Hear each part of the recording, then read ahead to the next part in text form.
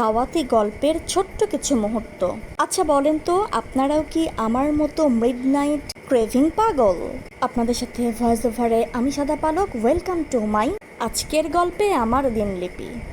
সারাদিনের ব্যস্ততা শেষ করে সোজা চলে গিয়েছিলাম দাওয়াতের বাড়িতে। আর এখানে যে বিড়ালটা দেখা যাচ্ছে, এটা আমার কাজিনের বিড়াল।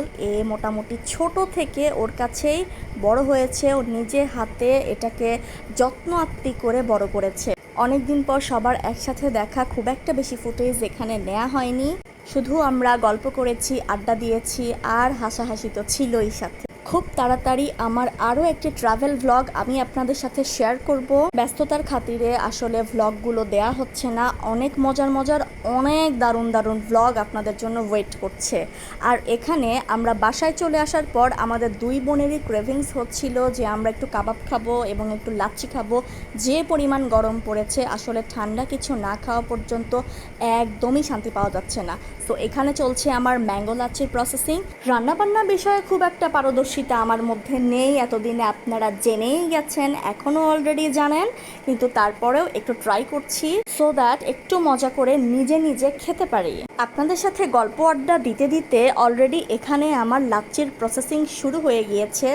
আর হ্যাঁ, একটা বিষয় আপনাদের সাথে আমার আলোচনা করা দরকার, সেটা হচ্ছে আমি আমার ট্রাভেল ব্লগগুলো সপ্তাহে একদিন আপলোড করতে চাচ্ছি। সো এটাতে আপনাদের কার কী মতামত আমাকে অবশ্যই কমেন্টস করে জানাবেন।